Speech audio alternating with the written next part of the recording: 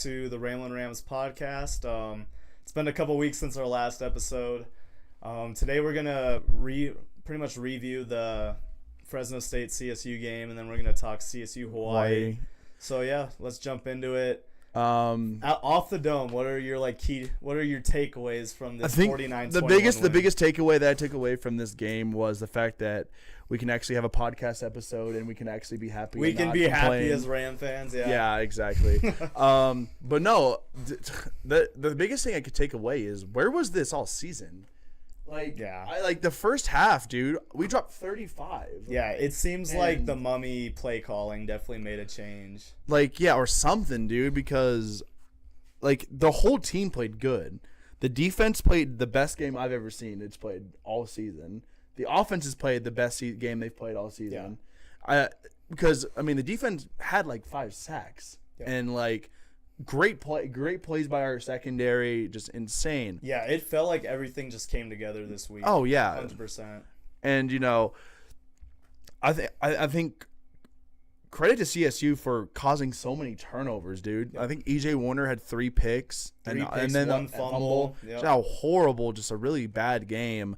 And credit CSU's defense for just being absolutely stellar, dude. Yeah. With EJ Warner throwing 3 picks, and that's with a depleted defense too. Oh yeah, half our team is starters out. Yeah, that's the crazy thing too. I was really worried that we were gonna have a good game, but I just was worried that the injuries were gonna catch up to us at some point. Yeah. But dude, no. Yeah. I think at one point it was 35-7. It was 35-7 after, and we were up 28. How about that, by the way? That shout out, dude. Paul Tangelo coming in as a backup, looking like Marshawn Lynch on that. Yeah, giving a little Beastquake run. Yeah, it's insane. It's just the best. This is what this team should be every week. That performance is what we all hoped both the offense and the defense was going to look like. We played very complimentary football. I thought Brousseau was just on target all night. He didn't have a lot of attempts, only 18 attempts, but I just thought he was super efficient. He never put the ball in harm's way, I don't think, a single time. No, there was never a throw where I thought, oh, that might get picked. He went 12 for 18. He didn't really throw the ball that much, but we didn't need to. Right. Justin Marshall I also got to bring this up real quick. Justin Marshall, that first touchdown we scored, I think that's what kind of just... That was the spark. That was the spark, 100%. Justin Marshall's 73-yard touchdown runs. It's the first time this season where our teams actually just got off to a really nice head start and kind of set the tone.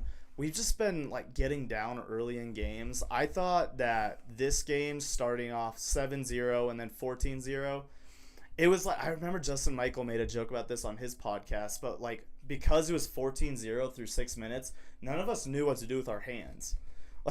We're just all in the students section. We're like, oh my gosh, what is happening? I was honestly at a point where we started scoring, and I'm like, I feel like we're gonna blow this lead. And I'm like, and then we just kept scoring, and I'm like, yes, okay, this team's actually giving me hope. Yeah, I did feel comfortable, but I felt comfortable when it got to 28-7. So when they scored to make it, I believe it was 21-7. I was like, oh no, here we go again. And then Brousseau just threw that dime to Rocky Beers on that fade route. And I was like, man. It's crazy, dude. And also, honestly, I think not even that play. I think the biggest play when it got close was Lamondre Joe's little breakup on 4th and short. Yeah, that pass that EJ threw. Huge. That was huge because, honestly, that defensive call wasn't really that good, in my opinion. And Lamondre Joe made a perfect play. I get scared every time Tyson Summers does the cover 1 or cover 0 on 4th down or 3rd down. It's I feel like we should be playing more blanket coverage, but he loves to send his blitzes on 3rd and longs and even 3rd and shorts. Yeah. And I'm like, it scares the crap out of me, but yeah, because there was points in the game where we were sending literally 8 people for a blitz, and I'm just like, why?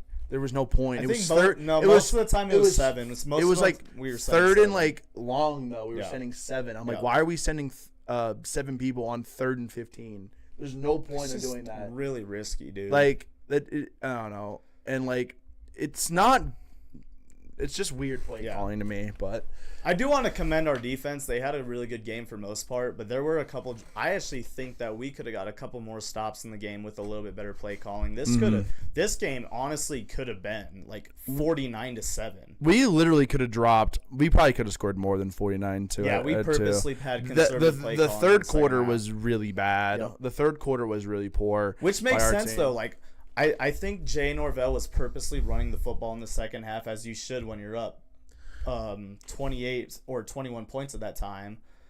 When you're up 35-14, you want to just milk the clock and limit Fresno's possessions. So, yeah, I mean, but like I don't know. I think we were a little too conservative in the third quarter when it came to that because we had 4 or 5 straight 3-and-out drives in the third, and it was getting a little scary. Thankfully, our defense stepped up. The offense was stagnant for sure, but the issue with doing that and like just trying to like not lose the game instead of just winning the game is your defense is going to start getting very tired because they're not getting a lot of time off the field.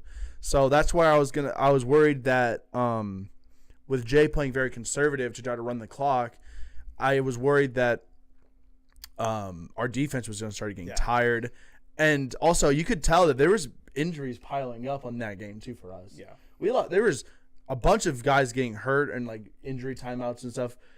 And like I think we had like 4 or 5 guys that probably got injured at one point and had to like step out for a couple plays or something. Like Jalen Dupree stepped out for a while. Yeah, Kenyon Agers got hurt and then he ended up coming back in. Dagan Myers is out for the season. Mm-hmm. So that sucks. He had a broken collarbone. Did you hear the story about that, by the way? No. He broke his collarbone and then played an entire drive after that and returned a punt. Holy crap! Are you serious? Yeah. How did he break his collarbone? Was it on? It was on like the first play of a drive, and he played like the rest of the drive. Holy crap, dude! When we forced a punt, he was the punt returner. Wow. Yeah. Now he's out for the season, but yeah, for him to play on a broken collarbone, that's good for him, dude. That is very commendable, honestly. What else? Let's see. I kind of want to go over like the top 3 performers on offense, top 3 performers on defense. Yeah. Let's do the offense first. This is hard because there's so many good options. You could honestly give it to any of our running backs. Yep. Or you can give it to Rocky.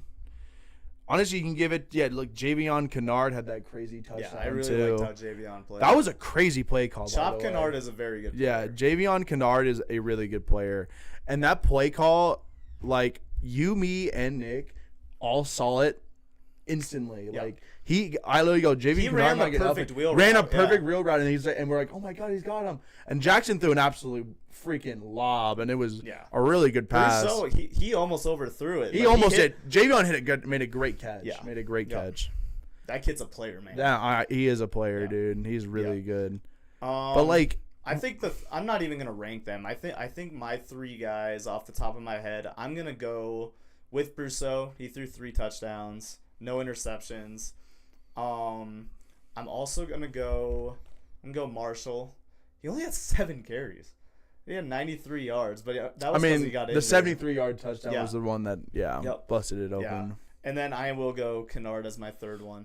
Okay, I like that. Rocky Beers. Actually, I'm gonna go Rocky Beers instead of Kennard, but I will give Kennard his flowers because he had 3 really good plays this game. Yeah. On offense, I'll probably go Brousseau, for his 3 touchdowns. Yep. I wish they would have let him throw the ball a bit more. They might soon. I think like the second half is what kind of like slowed them down a little bit. Yep. They were always running the ball. I'll go Marshall for his 73-yard touchdown. I think that just gave the spark to CSU and honestly allowed them to basically win the game and just never back down from that point. Yeah. And then my 3rd, I'd probably go Rocky Beers as well. Rocky Beers made some crazy plays, dude. Like the 2 touchdowns he had were both really good catches. That one where Jackson like shot a bullet right into the back of the end zone. Yep. That was a tough catch, and he made a great play. And then he had the one where the fade ball. The fade ball too. Yeah, honestly, Rocky Beer. This team has so much talent on it. This team should not be 2-4. This team should be a lot better than what yeah, we we're are. we're in agreement on that.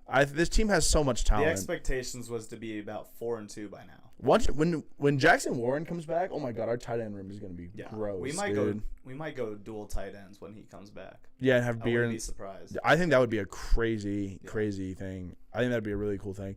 Before we go on to the defense, would you wanna talk about anything that you think that the offense should improve on? Because I know. Yes, we scored 49 points, but this is the best our offense has played this season, obviously, like without a doubt.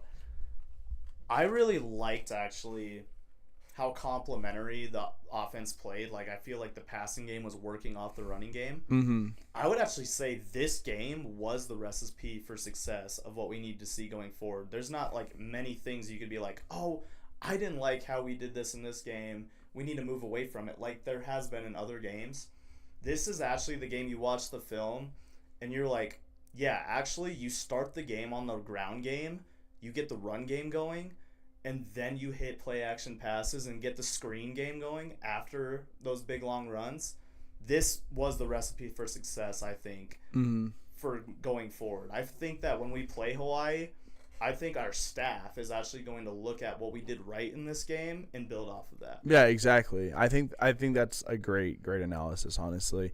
Because I think you were telling me that Hawaii's offense is very dominant and very high scoring. Our defense has a challenge this week for sure. Yeah, but their defense is not as. It's not as good. Their defense has been pretty solid this year. I think they've been a really good tackling team. They have decent coverage corners too. We're going to get into a lot of stuff with the Hawaii game, but yeah, I feel like the offense, this was almost like too good of a game. I know that we had those like 3 straight drives where we had 3 and outs, but I think in those drives, it was definitely conservative play calling, but it was also an execution problem too. Like I remember we had a 3rd and 1 where we had 3 really good plays, and then we put Taj in there, and it was 4th and 3. Up. Yeah, like we put Taj in there. He did his pitch to Lloyd Avant, and it was a horrible play call. But, yeah, I do remember that. And I think that execution kind of stems from like what is in rhythm, and Brousseau is in a rhythm, and so I don't get taking him off the field. I think that if this team wants to win a lot of games down the stretch, I'd get Brousseau. I'd get the running backs running the ball first, and then get Brousseau in rhythm. And then just let him go. Because I honestly want to see Brousseau sling the ball more. Because I really haven't seen Brousseau throw the ball a lot. Since he's became starter. I have a good feeling that he will be throwing the ball a little bit more, whether it's this week or Wyoming. But I think he's starting to get comfortable. He's really comfortable in the pocket. Yeah, I think so too. He didn't make any really bad decisions or like I said. I mean, I think I saw maybe one bad pass. It was probably like Was it a bad pass or a bad decision? It was a bad pass. Okay, because I don't think he made a single bad decision. No, yeah, he didn't make a single bad decision, but he made a couple bad passes. Like there was just one bad pass he just kind of threw at the ground. Oh, I do remember that. Yep. I think it was to the screen. No, the screen. So it was the screen pass to Jordan Ross, and Jordan Ross had it was Avant, and it was that running little halfback slip screen. Yeah, and he kind of just threw it at the ground, and I was like, okay, what the heck are we doing? So that was the one kind of play where I was like, okay, yeah, that wasn't a good throw. But yeah, there wasn't any play where he was pushing the ball downfield. No, I don't think he was forcing any passes or doing anything like that. Yeah, so you want to talk defense then? Yeah, let's talk about the defense. I'll let you reel off the first 3 names that come to mind for you. For my top players, Owen Long is probably number 1. Definitely. Honestly, so I'll get Paul Tangelo is probably my second. Paul Tangelo, I had a really good game. He had that fumble recovery for a touchdown and a sack. Yeah. Who else? What's it? Jace Bella. Is it Bilal? Bella? Oh, Jace Bella. Bella, yeah. Jace Bella had a crazy game. He had 2 picks. Yep. And CJ Block. There's way too many guys on our defense that played really good. I'm actually, okay, instead of 3, I might list 5 guys on the defense. So I like the 3 that you listed. I'm going to add Lamondre Joe. I was going to have him too, yeah. And then my final guy, Robert Edmondson, had a really good game. He had 9 tackles in his first career start. And that is really good. 2 TFLs, yeah. I was getting texts from people saying, why haven't we been playing this number 45 guy? He's literally flying around the field. Yeah. He's an athletic linebacker. He had an interception versus, was it Wazoo? Mm-hmm. Yeah. Not a lot to remember from that Wazoo game. No, really. That there really play was isn't. one to remember for sure. Yeah. So he's had a good season. He just hasn't played a ton, but he's our starter now because of Jacob Ellis being out. Mm-hmm. Like, he can ball. A lot of these guys, I mean, half our defense was injured. Yeah. And a lot of these guys stepped up and played very well. Thank God we still Very have well. our corners, though. We still have Jahari Rogers, CJ Blocker, and Lamondre Joe all healthy. So, Mm-hmm. knock on wood. But like, Oh my gosh, God. yeah, The injuries are crazy, dude. I'm very happy that our linebackers and corners are still balling. Yeah, I'm glad Owen Long has just been playing as well as anyone in the country right now. He's probably, if not the best, probably the best linebacker. We actually we had a true freshman playing his first career game for us this week. Number 32, D'Angelo Higgins. He actually had a pretty solid game. He had a couple mishaps in coverage, but he was tackling pretty decent, and he had a decent game for his first career game. Nice. Yeah, and he was Okay. a highly rated 3-star recruit. So Hell I'm yeah. excited for him. I was so confused when he said number 32 because Jake Germalovich He's used to be 32. No, he's 13. He's 13. Oh, sorry. ESPN's messing me up. Oh yeah, because don't- I'm like don't follow 32. that. He was number 32 in the spring, and they forgot to change it. Gotcha. Okay. I mean, dude, our defense overall there's no one here that played bad. Yeah, like they had a really good game. Denias Jackson finally played. That's That's the Kentucky transfer. I didn't even realize Oh, finally was he never a starter? Was he? that. Nah, I think our starting nose tackle now because of all the injuries is Alton Tarber, who's the Oklahoma transfer. So he's the guy I want us to be starting anyway. He had a good game too. He had a half a sack, and Yeah. half a TFL, four total tackles. For a depleted D line, they showed up and played pretty. Oh solid. yeah. Oh, the D line was absolutely I think killing I Fresno think they State's got line. 3 of our 5 sacks.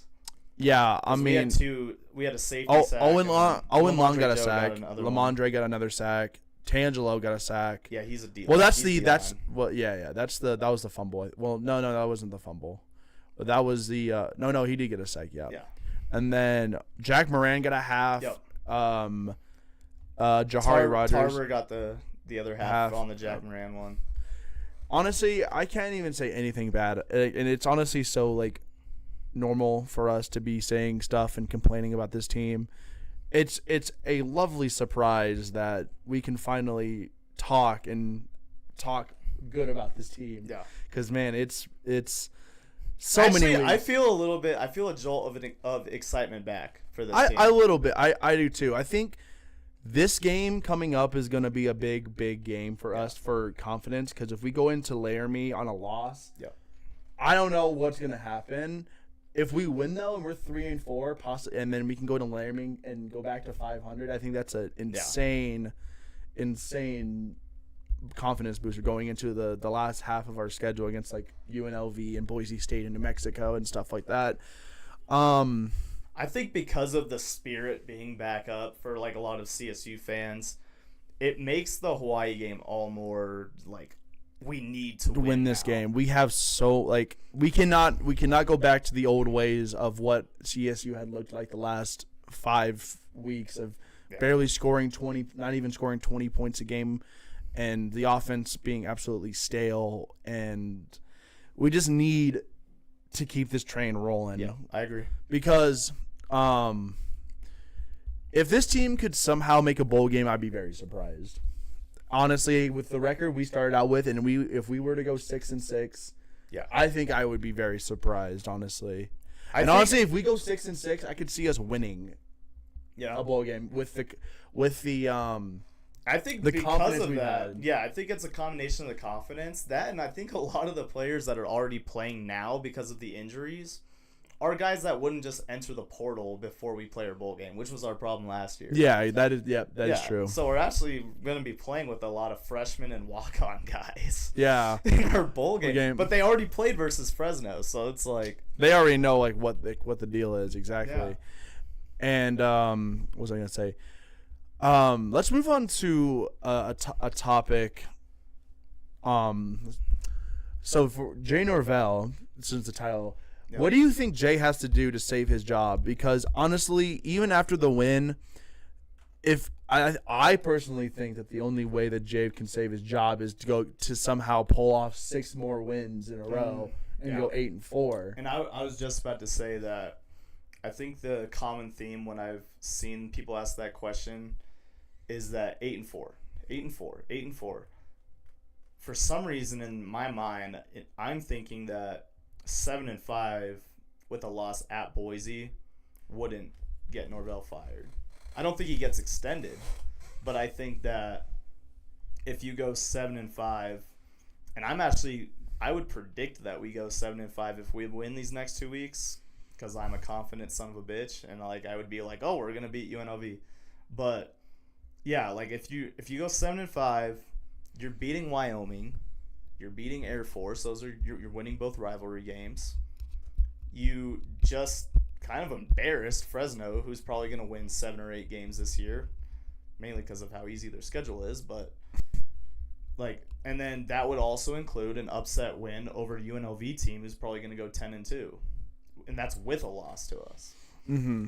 So that's not a bad resume. Counting what the circumstances of the start of the season. We have to we have to win both bowl games. But you have to win the bowl game. But you have to win the bowl game. My scenario. I think so too. I agree. I think Jay has to have this team win both rivalry games, and if we make a bowl game, Jay has to win the bowl game. I actually wonder. I think it was Colton Kirby that said this in one of our group chats. Mm-hmm. If we go 6-6 with the wins versus Wyoming and Air Force, and then you win the bowl game, then that's where you're like, maybe we should hold on to Norvell for one more year. I think a lot of people just like Norvell because of his recruiting. His recruiting's been really good. I'm one of those people. I like Chop Kennard. I like Justin Marshall. I like Jalen Dupree. I like Armani Winfield. Mm-hmm. I'm starting to really like Jackson Brousseau. So if you want to hold on to your roster, which is already super young to begin with, as long as it doesn't get tampered with the portal, then you keep him on board. If you make a bowl game and win it, you keep him for the 2026 season, and then kind of see how that plays out. But I wouldn't extend it. Yeah, we would extend him if we won out, but that's obvious. If we somehow win out, I'll be surprised. It would be the craziest thing I've ever seen. It would be the craziest thing I've ever seen. Oh, shout out Justin Michael again. He said that, and I agree with him, there's really no one in the conference that's unbeatable. Boise struggled versus New Mexico. UNLV's winning every close game. Luck's gonna run out. UNLV allowed 48 points to Air Force at home. Yeah. That when I saw that, I was like, what? And they allowed 38 at home versus Idaho State. They should have lost to Miami of Ohio. There's multiple games they should have lost. They could be 3-3 right now. They have a lot of one-score wins. They honestly could be 2-4. To be honest, they really could. Yeah. Honestly, looking at the rest of the schedule, I know that we don't want to do predictions for us after jinxing us and stuff. I won't do predictions, but I will say on which games are certainly winnable. Yeah. I think for the rest of the schedule, just go game by game. Hawaii's very winnable for us, winnable. Especially with the. This will be literally the definition of a 50-50 game this week. It is a 50-50 game, even though it's even odds. It is very even, honestly. At Wyoming's also going to be 50-50 because it's a rivalry game, but at home against UNLV. Well, we won't be favored, but I think it is their winnable. offense is a problem. The UNLV's offense is pretty But you can't tell me that's not winnable, though. I think it's winnable. Yeah, UNLV. I think we have a chance. Yeah. We just need to get our players need to come back. The injuries need to stop. And I actually think the road game at New Mexico is scarier than the home game against UNLV. I agree. I do think the road game at New Mexico is going to be really hard because New Mexico hasn't beaten us in 14 years. So I actually think that if we are going to get to 6-6, at least as a baseline, just split the 2 games versus UNLV and New Mexico and make sure you beat Hawaii. If we want to go 7-5, we need to win 1 big game. Yeah. You have to win 2. You have to beat UNLV and New Mexico for that to happen. Yeah. Yeah, so I'm thinking as a baseline, 6-6, if you're even going to make a bowl game, and whether it gets Norvell fired or not, I still want to make a bowl game. So you have to split between UNLV and New Mexico, and the mandatory wins are Hawaii and Wyoming these next 2 weeks. I like that. Yeah.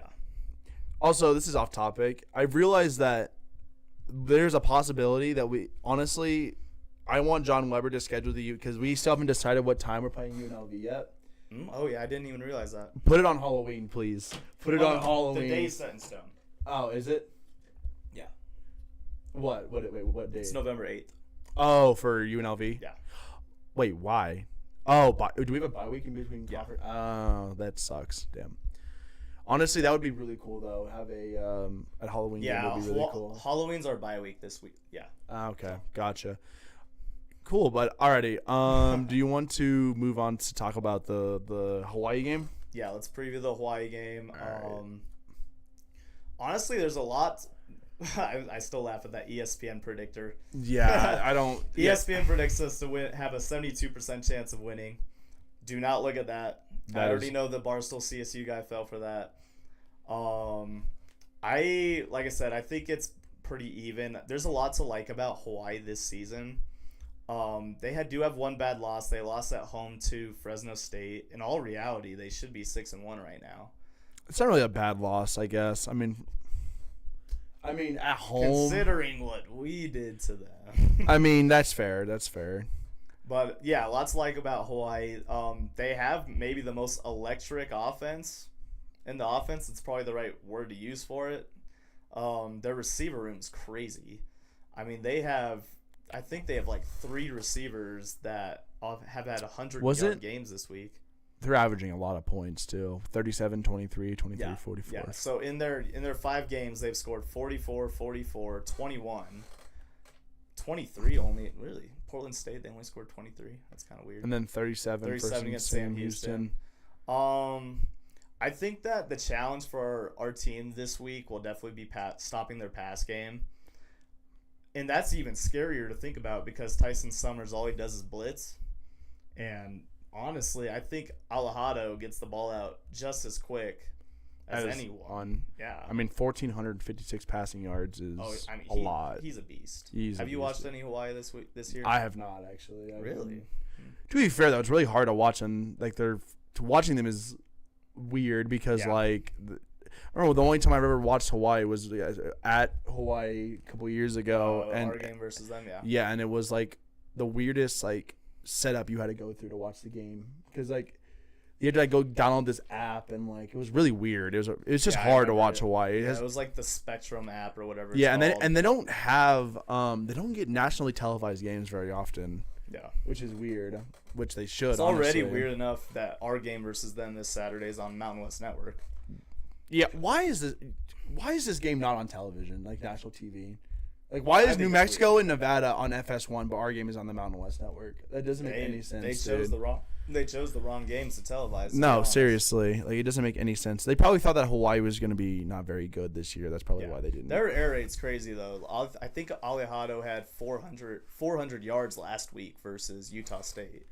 Let me see. Oh, you're gonna actually look. I mean, I'm curious. I was just good guessing. No, I know. I'm curious. Since you said 413. Oh wow, he's throwing. Yeah, wow, that's an insane stat line.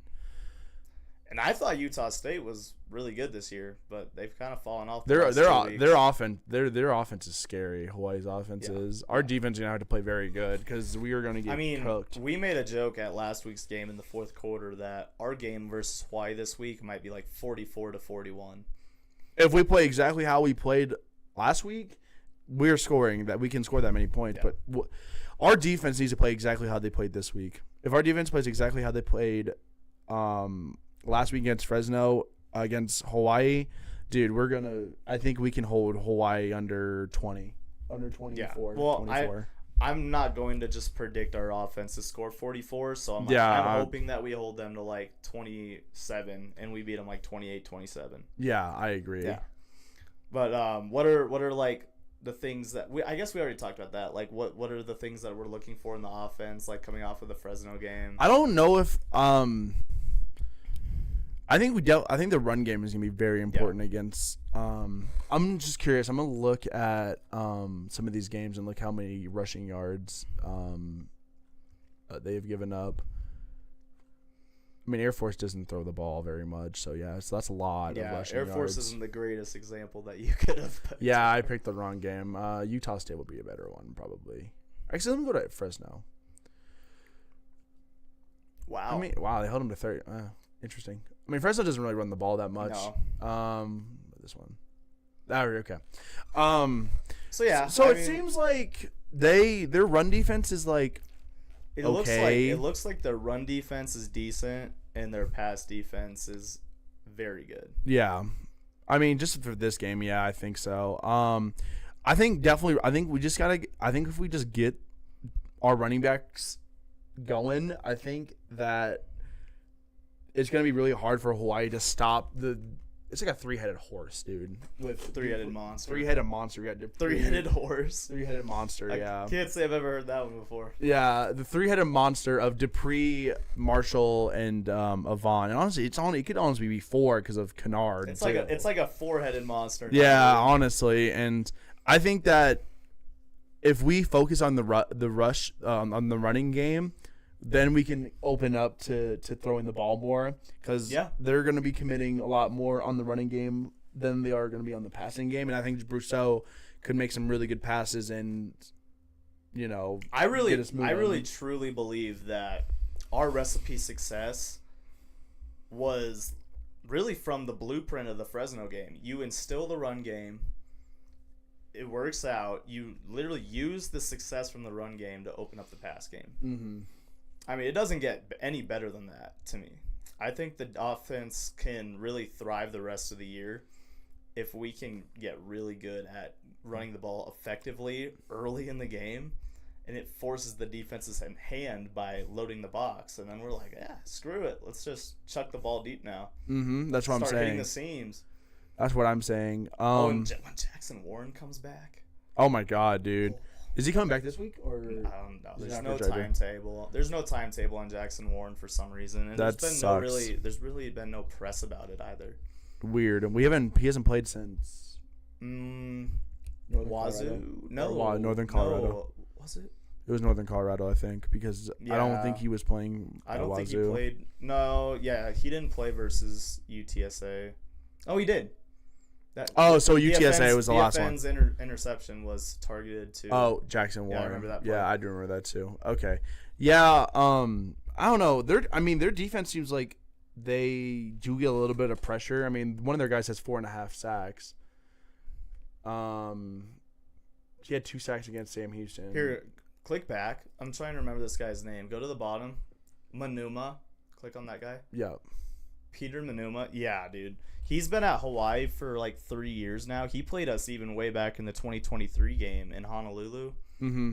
I mean, he's a beast. Is he? Yeah, I think he was first team all conference last year at safety. But they moved him at DB? Moved him a corner? That just says defensive back. That's it doesn't mean a corner. Yeah, he's a safety. Yeah. I mean, he kind of looks like Troy Polamalu, and I'll point him out to you when we play him on Saturday. Like he's like a doppelganger of Troy Polamalu. Like the way he just plays and stuff. Yeah, he's got the long hair. He literally flies around the football field. He has forced fumbles. Oh, he doesn't have any this year. I think he had like 3 forced fumbles last season. I mean, he has 19 solo tackles, which is pretty impressive for a DB. I mean, kind of. I guess that's solo tackles. I wonder what his like total tackles are. 38. 38. Yeah, that's pretty good. So half of his total. That's pretty good. That is pretty good, honestly. I think that's still top 5 in the Mountain West. Oh, definitely. I mean, Owen Long's at 85, but he's first in the country. Yeah, well, yeah. Owen Long is like the standard, I guess, this year. But all right, who do you think is gonna be the biggest player? You think? What player do you think we need to get going? Like a breakout player? Like a breakout player, yeah. I actually think it's Jordan Ross's first game. He shines. You think so? I think it's his first game. And maybe that's not like putting up big statistical numbers, but I think we finally get a Jordan Ross touchdown this week. And then the other guy, I actually think that because of how he played versus Fresno, I think that Javion Kennard takes even another step forward. I think so too, but I don't know because they're using Marshall is. I think he's still banged up. I don't know. I saw 2 of them in. Dupree was injured. Dupree had to come back in though for Marshall. He didn't have to. I think Dupree was okay enough to play, and I think he wanted to play. I don't think he had to come in for Marshall though. I think because we could have just had Kennard. True. I mean, remember, Kennard had his cramp. I do think that Kennard honestly might be the better passing catching back out of all definitely. of them. Honestly, I think they'll use Kennard more in the passing game than they will with the rushing game or something, and have him run wheel routes or like little short slants, out routes, and stuff like that. When I say bigger role, honestly, like I'm really thinking a lot of the receiving stuff, and I think that when we instill the ground game, it'll still be Dupree and Marshall, or Dupree and Avant if Marshall's not going to play a ton. Right. I want Marshall to play. I feel like like you said, we have the ability to play all 4 guys throughout the game.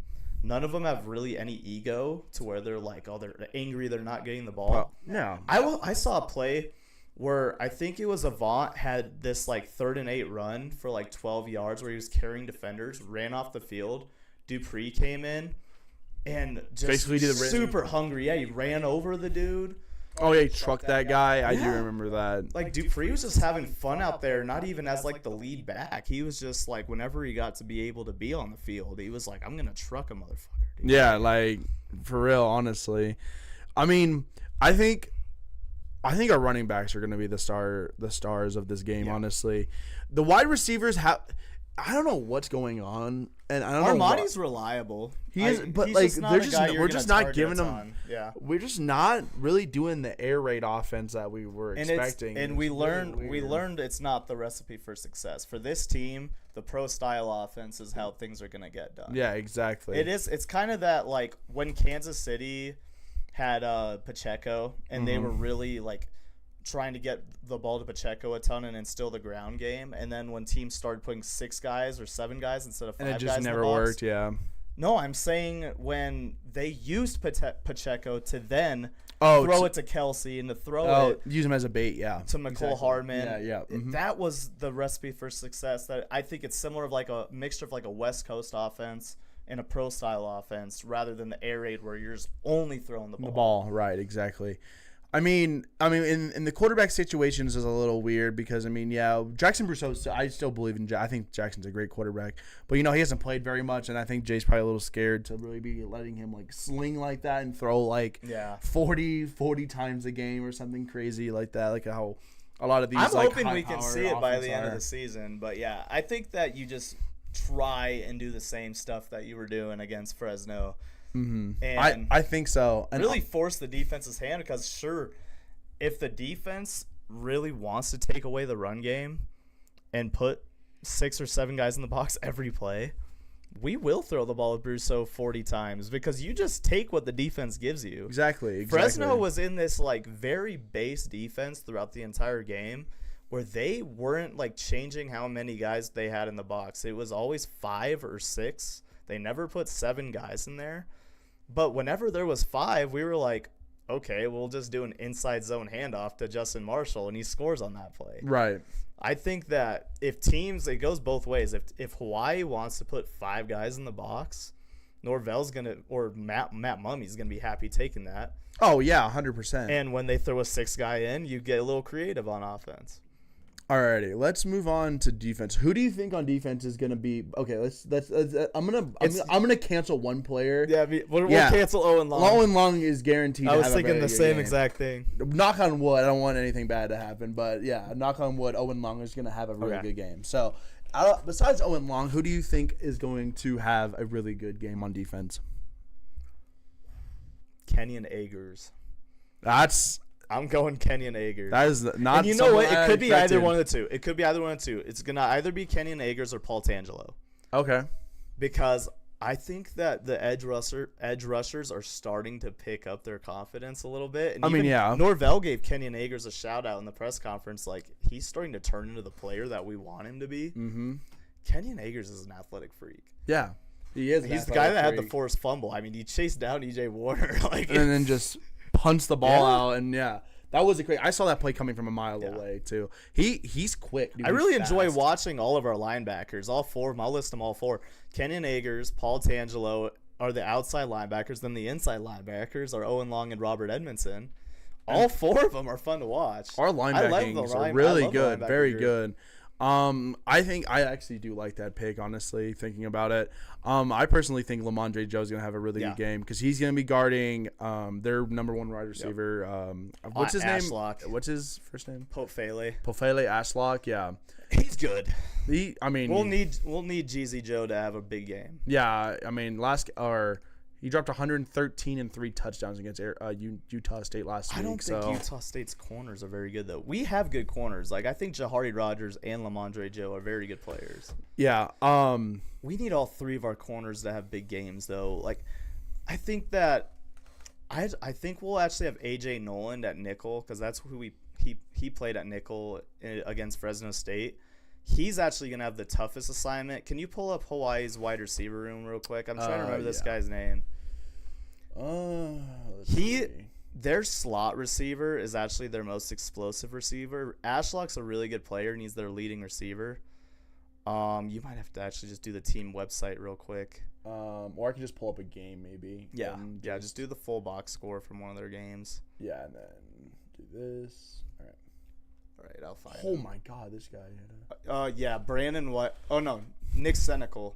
Brandon White's a good player, too. But Nick Senecal is just a crazy athlete. Is he? Yeah. Okay. Well, they have 3 really good wide receivers. They do. They have 4, honestly. Yeah, so Brandon White and Pofele Ashlock are their 2 outside receivers. And they're just pretty skinny guys, but they're super fast. And then you have just, like, Nick Senecal at slot, who's like a 4.28 guy. So, yeah, A.J. Noland's going to have the toughest assignment. Unless we want to, like, try things out a little bit and put C.J. Blocker in at nickel for coverage reasons. That's probably what we should do. A.J. Noland's a good player, but he doesn't have the speed to run with damn, they have a 4th receiver that's actually playing pretty solid. Wow, the last 2 games he's been playing very good. Oh, my Lord. Yeah, Hawaii has a 4-headed monster at receiver like we do at running back. Jackson Harris, the last 2 gagames has... How 6'4"? How tall is he? 6'3". 6'3", 205. Man. Yeah, the last 2 games he's been averaging... what is that? Like little heat of warning for Tyson Summers. I know he doesn't need it. They have 4 very good. Yeah, he doesn't need a warning because Tyson Summers knows what he's doing. But play dime coverage this week. Yeah, play dime coverage, please. Please play dime coverage. Play dime coverage. We are gonna get only nickel. That's the reason why they have so many receiving yards too. That's just why their offense is so powerful. They have so many good wide receivers. Yeah.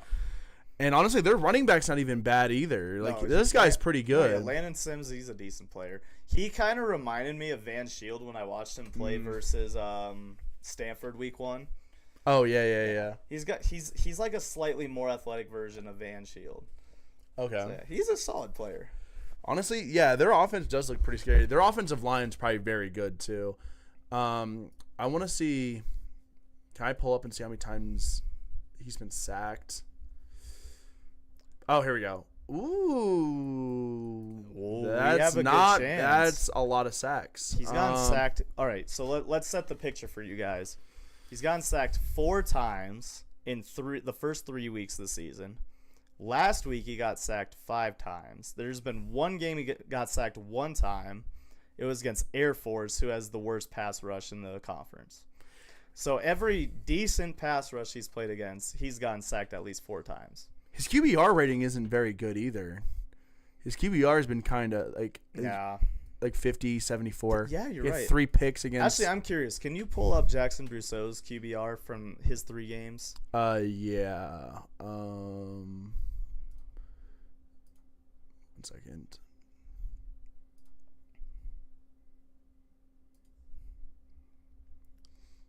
Yeah, not any better. 80, really. 31. Oh, yeah, he had 1 good game. He struggled the last 2 weeks. To be fair, he got sacked 4 times, 3 times in the 2 games. When Jackson Brousseau's not under pressure a lot, he can ball out. Like the one time he got sacked 1 time last week, and he had a very good game. UTSA didn't get sacked at all. I mean, he played like 2 drives, but key emphasis for this game: protect Brousseau. Yeah. Oh, dude, run the ball well. Protect Brousseau, and we will win. Oh, 100%. I'm a little worried with the offensive line, too. I think the offensive line did perfectly fine against Brousseau last week, but this offensive line has shown to struggle a little bit. Well, So, Hawaii's D-line isn't SDSU at least. No, that is true. But Or Wazoo. I mean, Wazoo's D-line looked good versus Ole Miss. Yeah. I'm curious. I'm gonna pull up Hawaii's. How many sacks do they get a game? Let's see.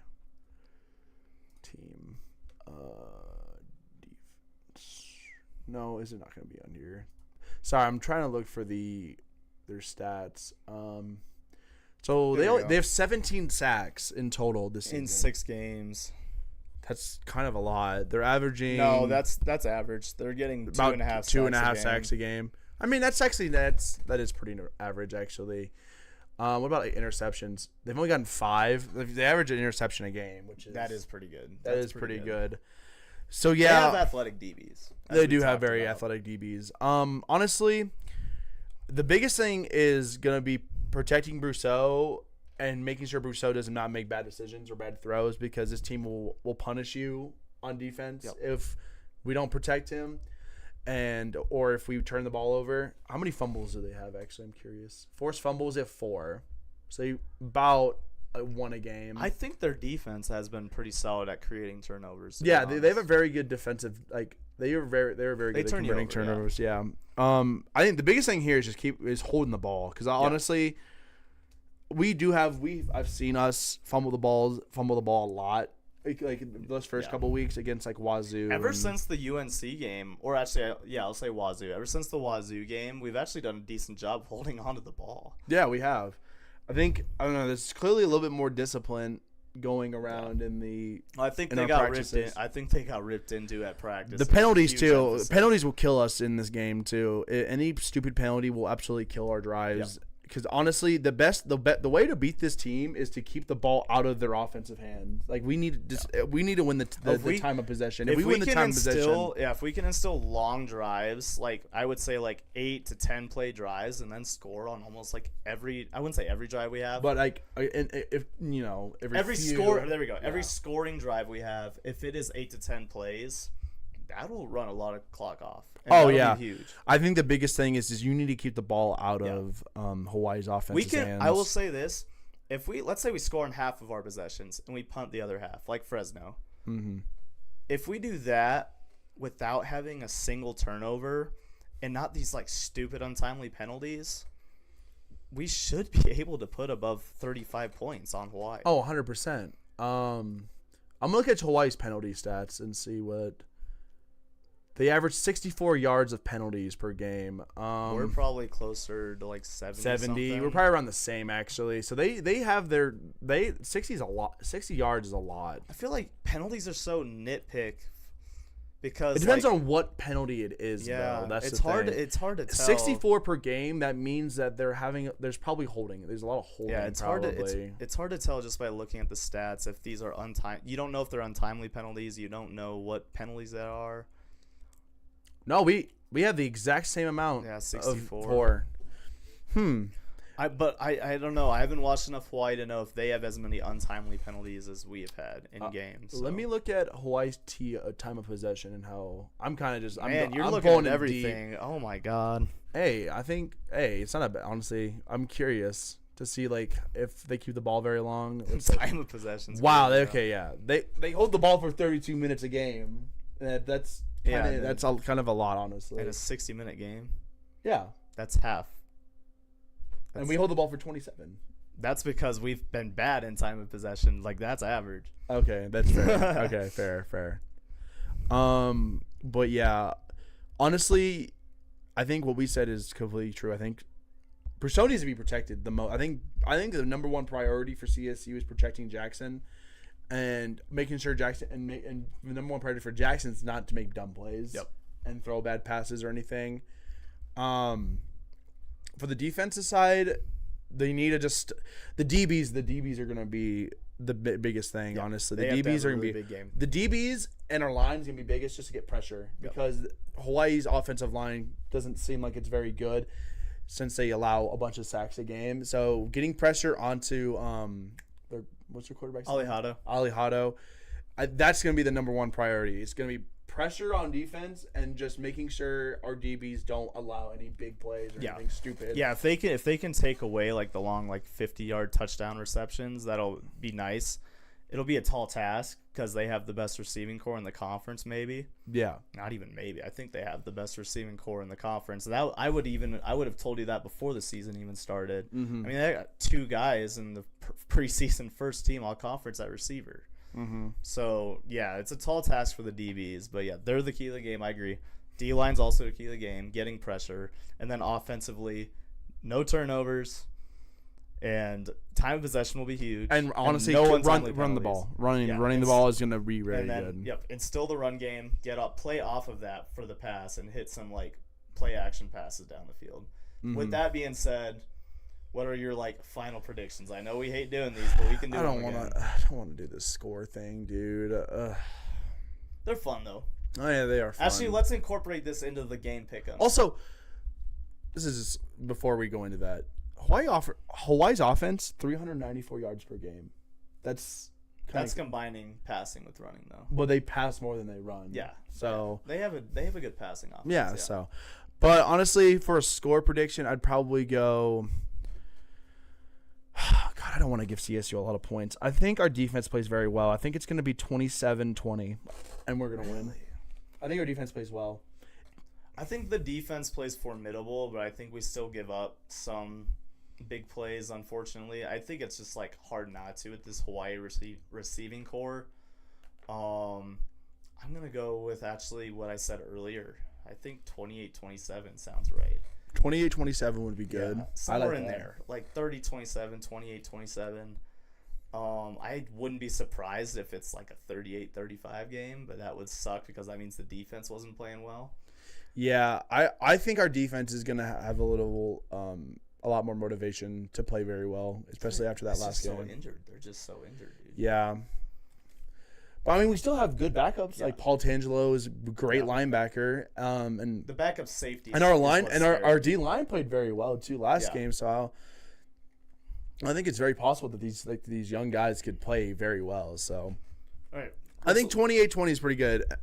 But all right, you want to do for our last segment? Yeah, let's do the pick'ems that we were talking about. We're just gonna go through every single Mountain West game. There. We can Ari. Oh yeah, look on right there. True. But I'm just gonna pull up the thing on ESPN because just to look at it. Okay. All right. So the first game on Friday, San Jose State at Utah State. Utah's at lines currently at -3.5. I don't know. I honestly could see San Jose State winning this game. I don't think Utah State's defense is very good, personally. You think Utah State's going to win? I think Utah State wins. They get a bounce back. I also don't like how San Jose State blew a 14-point lead with 7 minutes left to lose to Wyoming. I think that's part of the reason why I think San Jose State they're going to get back, and I think they're going to be a lot more disciplined this time. I still like Utah State, to be fair. Bronco Mendenhall's their coach. They're at home. I still like their roster. I still like Bryson Barnes. Mm-hmm. Give me Utah State. Okay. Next game, we got Wyoming at Air Force. Air Force is actually favored to win the game, which is but something they only lost by 3 to UNLV. Yeah, but they also only lost to 3. That might I don't know. Maybe. Oh, that is true. They did play very well against Navy. I was gonna say that UNLV game might be a fluke game, but I don't know. Honestly, I could see Air Force probably winning this game and getting their second win of the season. Yeah. If it was in Wyoming, I would probably say Wyoming. I'm gonna say Air Force spread too. You think Air Force is gonna win by more than 4? It's 3.5. Well, more than 4. Yeah, 4 or more. Yeah, 4 or more. But yeah, I mean, if it was in Wyoming, I think I'd probably take Wyoming. Since it's at Air Force, I think Air Force will probably end up winning. I would have picked Wyoming if it was in Laramie as well. Yeah. Okay. So we're both in agreement on that one. But this is a crazy game. UNLV at Boise State. Boise State's favored -12.5. Well, that is a crazy weird line. That's a weird line. Why? I'm going to go Boise, but I think UNLV covers the spread for sure. Yeah, UNLV just dropped 51. I don't know why Boise – Are they just injured or something? They must have gotten an injury or something. No, There's they didn't. That's what's crazy about that line. Is Boise State at home just that dominant or something? Like, I mean, New Mexico. They beat New Mexico by 17, but they had like a. There was late most of that scores, game. Most of yeah. that game was pretty close, I will say. Yeah. Honestly, I think Boise State does win the game, but I think UNLV will cover. I think it's going to be high scoring again, honestly. I think it'll probably be in the 30s. I think he's going to be like 38-30 or like 37-34 or something like that. Yeah, that will not be a low-scoring game. No. Alrighty, last game of the Mountain West. New Mexico at Nevada, or Nevada at New Mexico. New Mexico's favored by 11.5. I'm going to take New Mexico spread. I think New Mexico wins by like 17 or so.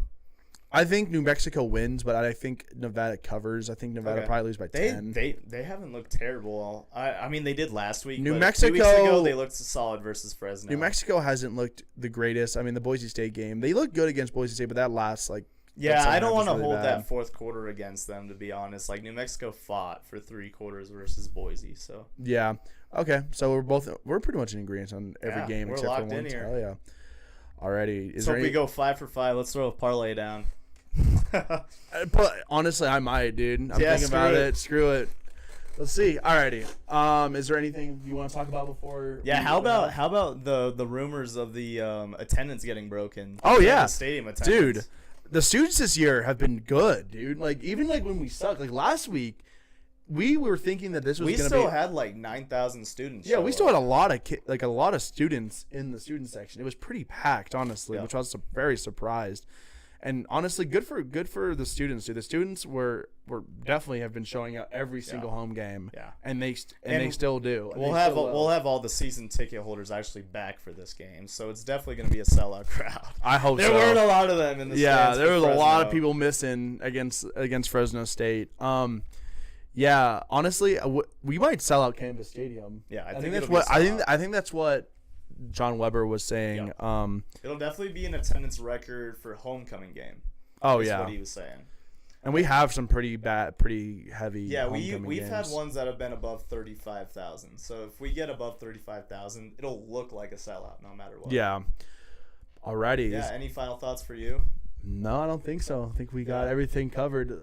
I think this is the game where Jay Norvell's job's really on the line. I think so too. Actually, I don't know. I'm gonna say, ooh. Yeah. Yeah. The next 2 games, I'm not gonna say if he wins this one, his job's safe. The next 2 games. Ooh, if he Wyoming, even if he loses this one and we bro. beat Wyoming, it'll make us feel happier, but it won't save Norvell's job. Oh no, I don't think it will. Yeah. But alrighty, guys, we will see you guys next Probably week. next Wednesday. Next Wednesday, and alrighty, thank you thanks for guys. tuning in.